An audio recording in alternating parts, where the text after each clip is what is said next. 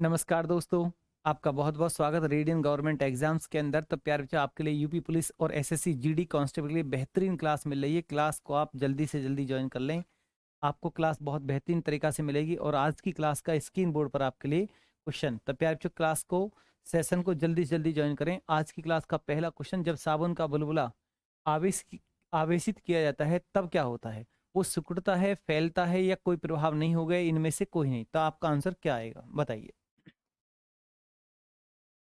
साबुन का बुलबुला आवेशित किया जाता है तब क्या होता है? सिकुड़ता है, फैलता है। तब प्यारे बच्चों, आपका आंसर क्या आएगा? सही आंसर आपके लिए यह फैलता है। साबुन का बुलबुला क्या होता है? फैलता है। ठीक है, चलिए नेक्स्ट क्वेश्चन। एक आर्टिफिशियल सैटेलाइट में विद्युत ऊर्जा का स्रोत क्या है? आर्टिफिशियल सैटेलाइट में विद्युत ऊर्जा का स्रोत क्या है?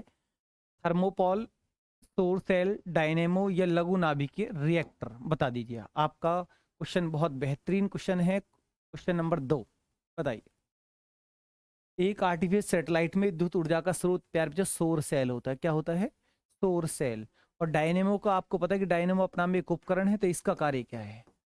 डायनेमो जो उपकरण यंत्र है, इसका कार्य क्या होता है? डायनेमो यांत्रिक ऊर्जा को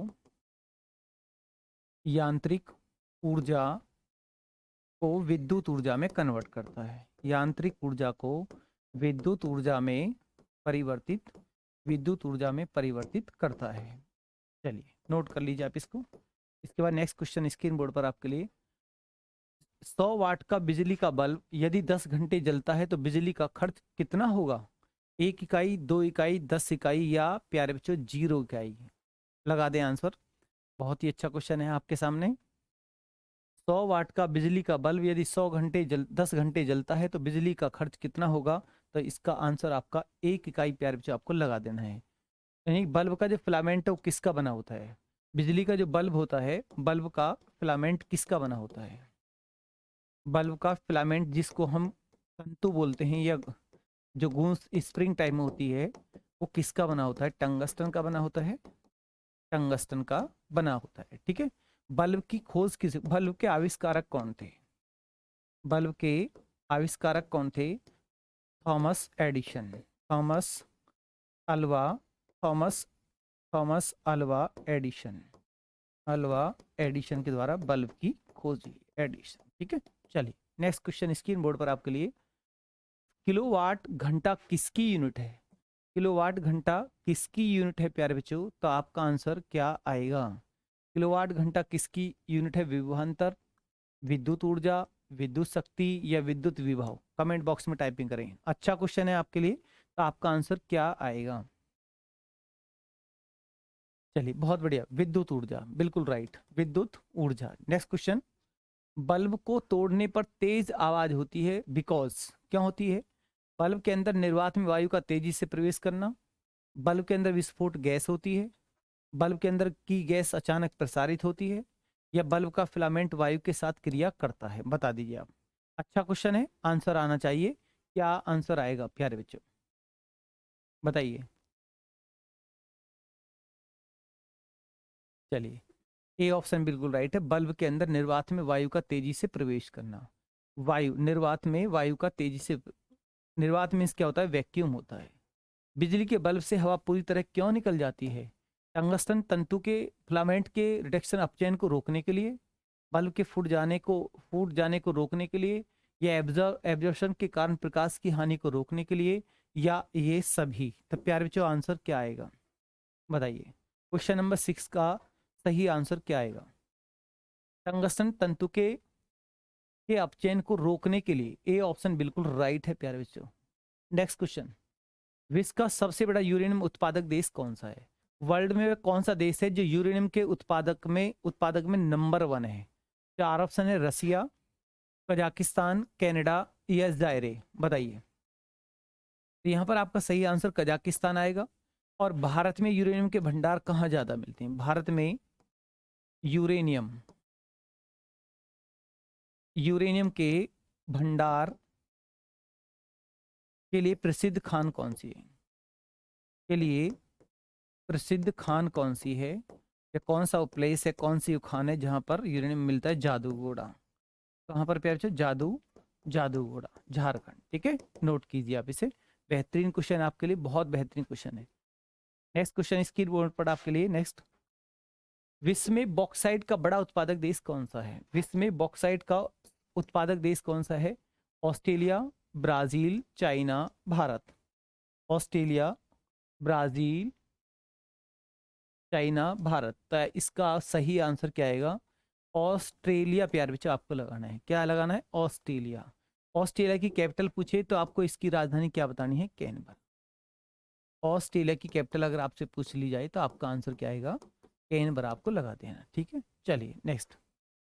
विश्व निम्न में से कौन देश हीरे का सबसे बड़ा उत्पादक है? ऑस्ट्रेलिया, रसिया, वेनेजुएला या बोत्सवाना। हीरे का सबसे बड़ा उत्पादक यहाँ पर प्याचो बी ऑप्शन आपका रसिया आपको लगा देना है। चलिए, अब यहाँ पर वेनेजुएला की राजधानी बता दीजिए। वेनेजुएला की राजधानी क्या है? काराकस। Caracas, Caracas. कई बार एग्जाम पूछी गई है। नेक्स्ट क्वेश्चन स्क्रीन बोर्ड पर आपके लिए। डॉनबास क्षेत्र प्रसिद्ध है किसके लिए? लोहेस के लिए, कोयला के लिए, ताम्रस्य के लिए या सोने के लिए? डॉनबास क्षेत्र ये किसके लिए फेमस है? तो आपको लगाना है कोयले के लिए, कोयला। ठीक है, और भारत का कौन सा राज्य, चलो भारत में क्वेश्चन पूछता हूं मैं आपसे। भारत में कोयले का उत्पादन, भारत में कोयले का, भारत में कोयले का उत्पादन कौन से राज्य में ज्यादा होता है? उत्पादन, मैक्सिमम उत्पादन कोयले का, मैक्सिमम उत्पादन वाला राज्य कौन सा है? तो आपका आंसर क्या आएगा? बता दीजिए। और कोयले के भंडार की बात करें तो इंडिया का कौन सा राज्य है जिसमें भंडार ज्यादा है? मैक्सिमम भंडार वाला राज्य कौन सा है और उत्पादन वाला राज्य कौन सा है? दो क्वेश्चन पूछे हैं। जब उत्पादन पूछेगा तो आपको छत्तीसगढ़ लगाना है, छत्तीसगढ़। और भंडार पूछेगा तो आपको प्यारे बच्चों झारखंड लगाना है। क्या लगाना है? झारखंड की झरिया खान। ठीक है, नोट कर लीजिए आप इसको। नेक्स्ट क्वेश्चन स्क्रीन बोर्ड पर आपके लिए। फ्यूज तार बनाई जाती है, फ्यूज तार किसका बना होता है? ये आपको पता होना चाहिए। फ्यूज तार किसका बना होता है? चलो पहले फ्यूज तार की प्रकृति, प्रकृति कैसी है? प्रकृति का मतलब होता है गुण। फ्यूज तार के अंदर कैसा गुण है? मतलब इसके अंदर ये उच्च प्रतिरोध एवं निम्न गलनांक, उच्च प्रतिरोध, उच्च प्रतिरोध एवं निम्न गलनांक, ये इसके अंदर प्रकृति होती है, निम्न गलनांक। ठीक है, नोट कर लीजिए आप। और फ्यूज तार लेड प्लस टिन का बना होता है। अपना में कैसी मेटल है?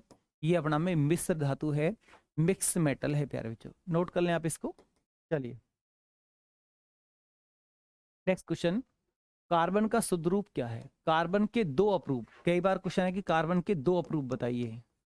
जब दो अपरूप आपसे पूछेगा तो आपको बताना है हीरा और ग्रेफाइट, हीरा और ग्रेफाइट। ठीक है, हीरा और ग्रेफाइट। अब यहाँ शुद्ध रूप कौन सा है? तो इस कार्बन का शुद्ध रूप हीरा होता है, शुद्ध रूप हीरा होता है। ग्रेफाइट का उपयोग कहाँ पर होता है? ग्रेफाइट के उपयोग की बात करें तो आप लगा सकते हो मंदक के रूप में भी इसका यूज होता है। उपयोग इसका मंदक के रूप में, मंदक, न्यूट्रॉनों की बमबारी, मंदक के रूप में भी इसका उपयोग है। और HB पेंसिल का लेड जो बना होता है, HB पेंसिल का लेड किसका बना होता है? HB पेंसिल का लेड किसका बना होता है? ग्रेफाइट का बना होता है, ग्रेफाइट। और ग्रेफाइट विद्युत का क्या है? सुचालक है, विद्युत का, विद्युत का सुचालक। वह कौन सी नॉन मेटल है जिसमें लाइट प्रवाहित हो जाती है? तो प्यारे बच्चों ग्रेफाइट है। क्या है? विद्युत, लाइट किसके अंदर प्रवाहित होती है? कौन सी वो मेटल? क्यों ग्रेफाइट मतलब कार्बन ही अपना में क्या है? कार्बन ही अपना में नॉन मेटल मतलब अधातु तत्व है, अधातु तत्व है। ठीक है, कार्बन अपना में नॉन मेटल एलिमेंट है। क्वेश्चन पूछा कि शुद्ध रूप कौन सा है? तो आपका आंसर ए ऑप्शन बिल्कुल राइट है। ए ऑप्शन आपको इसमें लगा देना है, नोट कर लें आप, नोट करें या इसका स्क्रीनशॉट भी आप कर सकते हैं।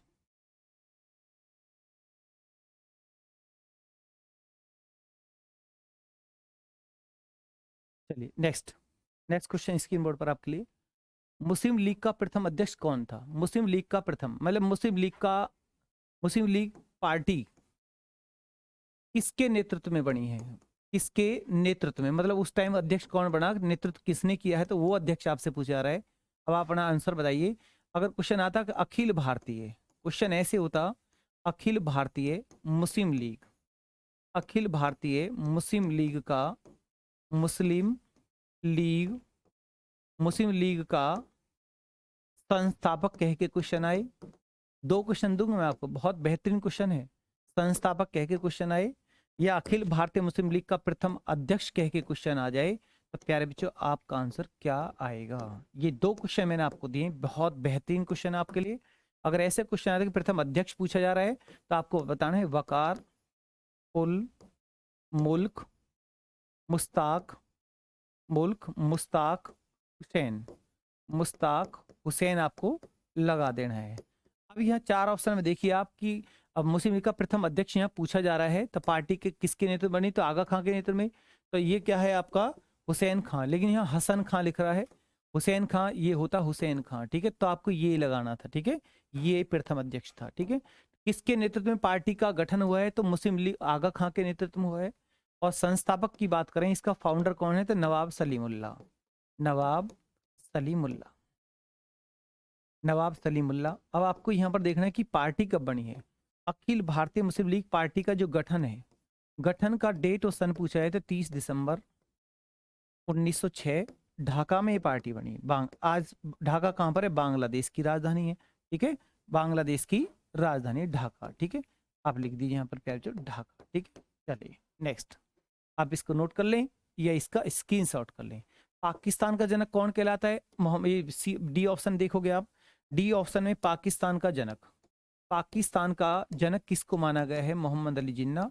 और लेकिन पाकिस्तान शब्द देने वाला शब्द का जनक कौन है, चौधरी रहमत अली, चौधरी रहमत अली, चौधरी रहमत अली, ठीक है। नोट कर लीजिए आप इसे। चलिए नेक्स्ट क्वेश्चन आएगा आपके लिए स्क्रीन बोर्ड पर।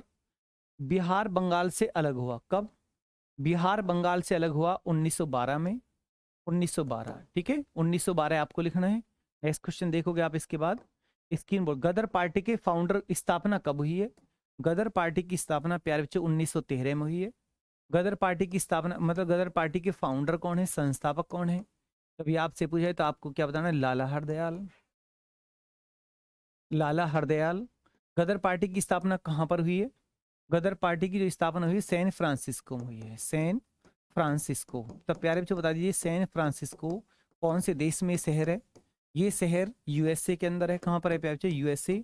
और इसी शहर को एक उपनाम, भौगोलिक उपनाम भी है इसका, इस शहर का भौगोलिक उपनाम क्या है, भौगोलिक उपनाम कह के क्वेश्चन आया तो आपको बताना है the golden gate city, golden the golden gate city के नाम से कौन सा शहर जाना जाता है, सैन फ्रांसिस्को, ठीक है। नोट कर लें आप इसको, या इसका स्क्रीनशॉट भी आप कर सकते हैं।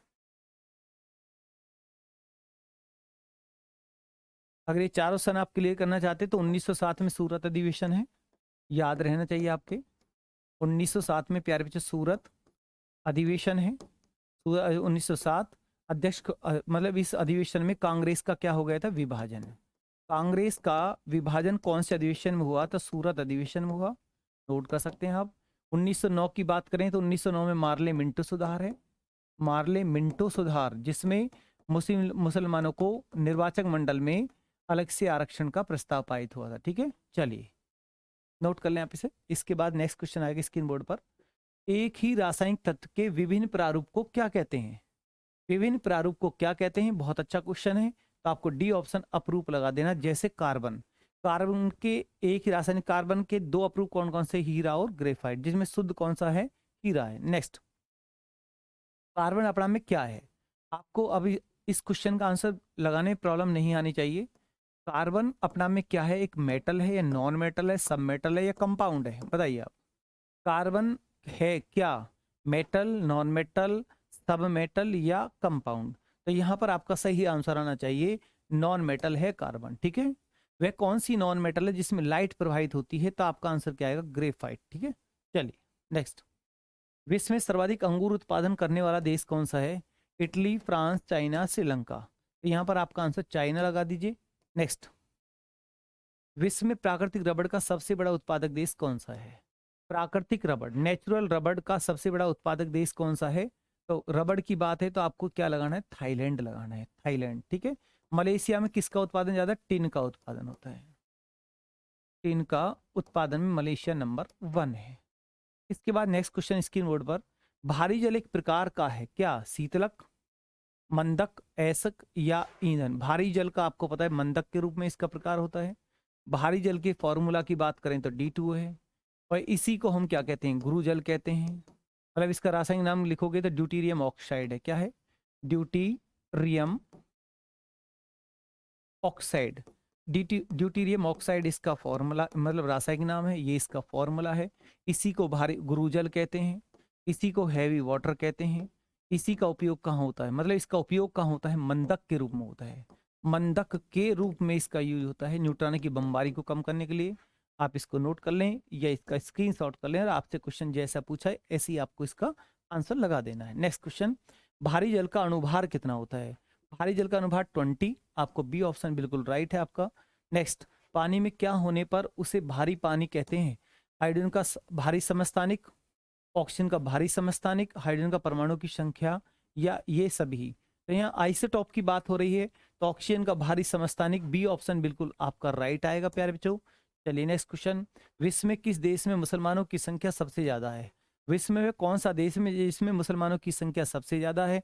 तो आपका आंसर क्या आएगा? इंडोनेशिया। और सेकंड नंबर पर कौन सा देश आता है? भारत आता है। ठीक है, इंडोनेशिया के बाद मुसलमानों की संख्या में नंबर दूसरे नंबर पर आता है इंडिया। ठीक है, भारत। चलिए नेक्स्ट, विश्व का सबसे व्यस्त बिजी समुद्री रास्ता कौन सा है? मतलब व्यापार के लिहाज से, वर्ल्ड के अंदर व्यापार के लिहाज से कौन सा महासागर समुद्र सबसे ज्यादा बिजी है? तो यहाँ आपका उत्तरी अटलांटिक महासागर, ये बिजी है। प्रशांत महासागर की बात करें तो बड़ा व गहरा, सबसे बड़ा व गहरा विश्व में महासागर कौन सा है? तो आपको प्रशांत लगा देना है। तीसरे नंबर का बड़ा ये है हिंद महासागर, तीसरा बड़ा महासागर ये है, तीसरा बड़ा महासागर ये है। ठीक है, आपको ये लगा देना है। सबसे छोटा महासागर आपसे पूछा है, छोटा महासागर कह के क्वेश्चन आए तो आपका आंसर क्या आएगा? आर्कटिक महासागर आपको लगा देना है। आर्कटिक महासागर प्यारे बच्चों आपको लगा देना है, आर्कटिक महासागर। ठीक है, और विश्व का सबसे बड़ा सागर आपसे कह के क्वेश्चन पूछा कि विश्व का सबसे बड़ा सागर कौन सा है?